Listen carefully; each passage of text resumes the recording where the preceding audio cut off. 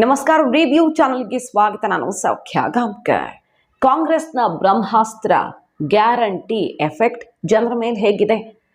ಮತ್ತೊಂದು ಮಹಾ ಚುನಾವಣೆ, ಲೋಕಸಭಾ ಚುನಾವಣೆ ಬರ್ತಿರೋ ಹೊತ್ತಲ್ಲಿ ಗ್ಯಾರಂಟಿಯ ಬಗ್ಗೆ ಜನ ಏನು ಹೇಳ್ತಾರೆ? ಹಾಗಾದ್ರೆ ಕರ್ನಾಟಕದಲ್ಲಿ ಗ್ಯಾರಂಟಿಯನ್ನ, ಸಿದ್ದರಾಮಯ್ಯ ಸರ್ಕಾರದ ಕೆಲಸವನ್ನ ಯಾವ ರೀತಿ ಒಪ್ಕೊಂಡಿದ್ದಾರೆ ಜನ?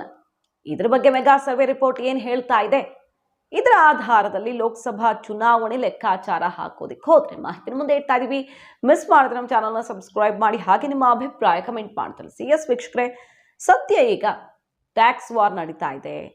ದಕ್ಷಿಣಕ್ಕೆ ಅನ್ಯಾಯ ಆಗ್ತಿದೆ, ಕರ್ನಾಟಕಕ್ಕೆ ಎಷ್ಟು ದೊಡ್ಡ ಪ್ರಮಾಣದಲ್ಲಿ ಅನ್ಯಾಯ ಆಗಿದೆ ಅನ್ನೋದ್ರ ಸುತ್ತ ಚರ್ಚೆ ಜಟಾಪಟಿ ಜೋರಾಗಿದೆ. ಡೆಲ್ಲಿ ಪ್ರೊಟೆಸ್ಟ್ ನೋಡಿದ್ವಿ, ಸಿದ್ದರಾಮಯ್ಯನವರ ಆರೋಪ ಲೆಕ್ಕ ಸಮೇತ ಅವರು ಬಿಟ್ಟಂತ ಬಾಣ, ಅದಕ್ಕೆ ಬಿಜೆಪಿ ತಿರುಗಿಸಿಬಿಟ್ಟಿದ್ದು ಮತ್ತು ಮೋದಿ ಕೌಂಟರ್, ಇದನ್ನು ಗಮನಿಸ್ತಾ ಇದ್ವಿ. ಅಷ್ಟರ ಮಟ್ಟಿಗೆ ಕರ್ನಾಟಕದಲ್ಲಿ ಮೋದಿ ವರ್ಸಸ್ ಸಿದ್ದರಾಮಯ್ಯ ಫೈಟ್ ನಡೆಯುತ್ತೆ ಅನ್ನೋದ್ರಲ್ಲಿ ಅನುಮಾನ ಇಲ್ಲ. Modi guarantee versus Siddaramaiah guarantee, ಅಂದ್ರೆ ಕೈ ಗ್ಯಾರಂಟಿ.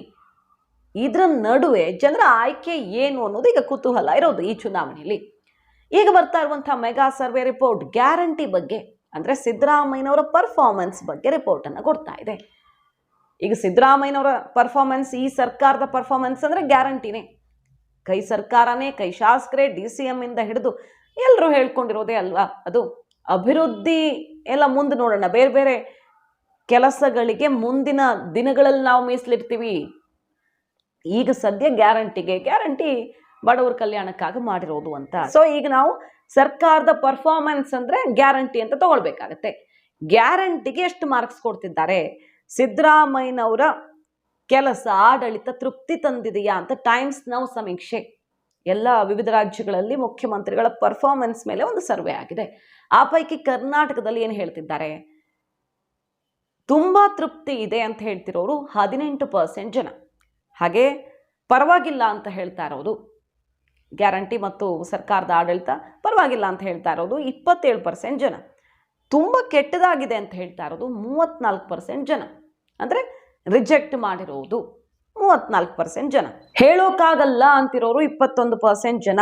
ಈ 21% ಜನರ ಮತ ಯಾರಿಗೆ ಅಂತ ಡಿಸೈಡ್ ಮಾಡೋದು ಕಷ್ಟ, ಯಾಕಂದರೆ ದ್ವಂದ್ವದಲ್ಲಿ ಇರ್ತಾರೆ. ನಾಳೆ ಯಾರಿಗಾದರೂ ಹಾಕಬಹುದು ಮತ ಅನ್ನೋ ರೀತಿಯಲ್ಲಿ ಸರ್ವೆ ಮಾಡಿದಾಗ ಲೆಕ್ಕಾಚಾರ ಹಾಕಲಾಗುತ್ತಲ್ಲ. ಸೊ ತೃಪ್ತಿ ಇದೆ ಅಂದವರು 18%, ಕೆಟ್ಟದಾಗಿದೆ ಅಂದವರು 34%. ಹೆಚ್ಚಿನ ಪ್ರಮಾಣದಲ್ಲಿ ಈ ರಿಪೋರ್ಟ್ ನೋಡಿದ್ರೆ, times Now ಮ್ಯಾಟ್ರಿಸ್ survey report Karnataka CM ಬಗ್ಗೆ, ಪರ್ಫಾರ್ಮೆನ್ಸ್ ಬಗ್ಗೆ ನೋಡಿದ್ರೆ ಚೆನ್ನಾಗಿಲ್ಲ ಅಂತ ರಿಜೆಕ್ಟ್ ಮಾಡಿರೋರ ಸಂಖ್ಯೆ ಹೆಚ್ಚಿನ ಪ್ರಮಾಣದಲ್ಲಿದೆ. ಸೊ ಗ್ಯಾರಂಟಿಯನ್ನ ಜನ ಅಕ್ಸೆಪ್ಟ್ ಮಾಡ್ಕೊಂಡಿಲ್ಲ ಅಂತ ಅರ್ಥ ಮಾಡ್ಕೊಳ್ಬೇಕಾ, ಅಥವಾ ಇದು ಬರೀ ಸಿದ್ದರಾಮಯ್ಯನವ್ರ ಬಗ್ಗೆ ವೈಯಕ್ತಿಕವಾಗಿ ಅವರ ನಾಯಕತ್ವದ ಬಗ್ಗೆ ಕೊಡ್ತಿರುವ ರಿಪೋರ್ಟ? ಅದನ್ನು ನಾವು ಹೇಳೋದಕ್ಕೆ ಕಷ್ಟ.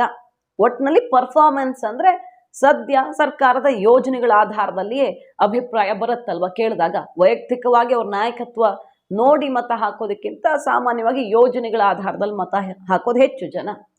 ಸೊ ಈ ಲೋಕಸಭಾ ಚುನಾವಣೆ ತುಂಬಾ ಹತ್ತಿರದಲ್ಲಿರೋ ಟೈಮಲ್ಲಿ ಸರ್ಕಾರದ ಬಗ್ಗೆ ಅಭಿಪ್ರಾಯ ಸಂಗ್ರಹ ಆಗಿದೆ, ಇದು ಗಮನ ಸೆಳೀತಾ ಇದೆ. ಸರ್ಕಾರದ ಭಾಗವಾಗಿರುವ ಶಾಸಕರುಗಳು ಹೇಳ್ತಾ ಇರೋದು, ಸುಮಾರು ಜನ ಎಲ್ಲ ನೋಡಿದ್ದೀವಲ್ಲ, ಗ್ಯಾರಂಟಿ ಬಗ್ಗೆ ಬೇಜಾರು ಮಾಡ್ಕೊಂಡಿರೋದು, ಏನು ಕೆಲಸ ಆಗ್ತಿಲ್ಲ, ಫಂಡ್ ಬರ್ತಿಲ್ಲ, ಶಾಸಕರ ಫಂಡೇ ಕೈ ಸೇರಿಲ್ಲ ಅನ್ನೋ ತನಕ ತಮ್ಮದೇ ಸರ್ಕಾರದ ವಿರುದ್ಧ ಗುಡುಗಿದ್ದಾರೆ. ಹಾಗೆ ನೀವು ವೋಟ್ ಹಾಕಿಲ್ಲ ಅಂದ್ರೆ, ಈ ಲೋಕಸಭಾ ಚುನಾವಣೆಯಲ್ಲಿ ವೋಟ್ ಹಾಕಿಲ್ಲ ಅಂದ್ರೆ ಗ್ಯಾರಂಟಿ ರಿಜೆಕ್ಟ್ ಆಗಿದೆ ಅಂತ ಅರ್ಥ. ಸೊ ಮುಂದುವರಿಸೋಕ್ಕಾಗಲ್ಲ ಅನ್ನೋ ಸ್ಟೇಟ್ಮೆಂಟು ಬಂದಿದೆ. ಇದೆಲ್ಲದರ ನಡುವೆ ಹೊರಬಿದ್ದಿರುವಂತಹ Times Now Matrize mega survey report ಕರ್ನಾಟಕದ ಬಗ್ಗೆ. ಮೊನ್ನೆ ಅಷ್ಟೇ ಖರ್ಗೆ ಅವರು ಕರ್ನಾಟಕ ಕಾಂಗ್ರೆಸ್ಗೆ ಎಚ್ಚರಿಸಿದ್ರು, ಅದು ಸುದ್ದಿ ಆಯಿತು. DK ಶಿವಕುಮಾರ್ ಸಿದ್ದರಾಮಯ್ಯನವ್ರಿಗೆ 15 ಸೀಟ್ ಗೆಲ್ದಿದ್ರೆ ನಾನು AICC ಅಧ್ಯಕ್ಷ ಸ್ಥಾನಕ್ಕೆ ರಾಜೀನಾಮೆ ಕೊಡೋದು ಗ್ಯಾರಂಟಿ, ಯಾಕಂದ್ರೆ ನನ್ನ ತವರು ರಾಜ್ಯದಲ್ಲಿ ಅದು ಪ್ರತಿಷ್ಠೆ ವಿಚಾರ, ನೋಡಿ ನಿಮಗೆ ಬಿಟ್ಟಿದ್ದು, ಮಿನಿಸ್ಟರ್ಗಳು ಅಖಾಡಕ್ಕೆ ಇಳಿತಿರೋ ಇಲ್ವೋ ಅಂತೆಲ್ಲ ಕ್ಲಾಸ್ ತಗೊಂಡ್ರು. ಅದರ ಜೊತೆಗೆ ಗ್ಯಾರಂಟಿ ನಂಬ್ಕೊಂಡು ಎಲೆಕ್ಷನ್ಗೆ ಹೋಗಬೇಡಿ ಅನ್ನುವಂಥ ಪಾಠವನ್ನ ಮಾಡಿದ್ರು. ಗ್ಯಾರಂಟಿಯೇ ಚುನಾವಣೆ ಗೆಲ್ಲಿಸ್ಕೊಡತ್ತೆ ಅನ್ನುವಂಥ ಯೋಚನೆಯಲ್ಲಿ ಇದ್ರೆ ತೆಗೆದು ಹಾಕಿ ಅನ್ನುವಂಥ ಸೂಚನೆ ಕೊಟ್ಟಿದ್ದು ಕೂಡ ಸದ್ದಾಯಿತು. ಯಾಕಂದ್ರೆ ಪಂಚರಾಜ್ಯ ಚುನಾವಣೆಯಲ್ಲಿ ಒಂದಲ್ಲ ಎರಡಲ್ಲ 7 ಗ್ಯಾರಂಟಿಗಳು ರಾಜಸ್ಥಾನದಲ್ಲಿ ಕೈಕೊಟ್ಟು ವಿವಿಧ ರಾಜ್ಯಗಳಲ್ಲಿ ಗ್ಯಾರಂಟಿ ವರ್ಕೌಟ್ ಆಗಲೇ ಇಲ್ಲ. ಬಿಜೆಪಿಗೆ ಮತ ಒತ್ತಿದ್ರು. ತೆಲಂಗಾಣದಲ್ಲಿ ಗೆದ್ರು, ಗ್ಯಾರಂಟಿಯಿಂದನೇ ಗೆದ್ರೋ ಅಥವಾ ಬೇರೆ ಕಾರಣಗಳಿಂದ ಗೆದ್ರೋ ಅನ್ನೋದನ್ನೇ ಹೇಳೋದು ಕಷ್ಟ ಅಲ್ವಾ.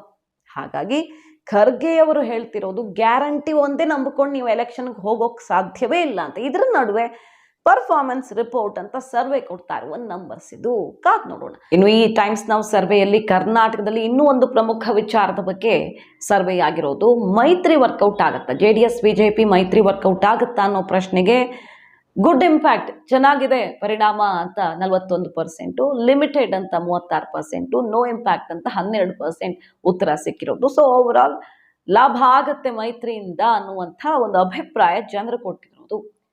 ಇದೆಲ್ಲ ಅಂಶಗಳ ಆಧಾರದಲ್ಲಿ ಟೈಮ್ಸ್ ನೌ ಕರ್ನಾಟಕದಲ್ಲಿ BJP 21 ಸೀಟ್ಸು, JDS 2, ಕಾಂಗ್ರೆಸ್ 5 ಗೆಲ್ಲಲಿದೆ ಅನ್ನೋ ತನ್ನ ಸಮೀಕ್ಷೆಯ ವರದಿಯನ್ನು ಈಗ ರಿಲೀಸ್ ಮಾಡಿರೋದು. ಮಾಹಿತಿ ನಿಮ್ಗೆ ಇಷ್ಟ ಆಗಿದ್ರೆ ಮಿಸ್ ಮಾಡಿದ್ರೆ ನಮ್ಮ ಚಾನಲ್ನ ಸಬ್ಸ್ಕ್ರೈಬ್ ಮಾಡಿ, ಹಾಗೆ ನಿಮ್ಮ ಅಭಿಪ್ರಾಯ ಕಮೆಂಟ್ ಮಾಡಿ ತಿಳಿಸಿ. Thank you.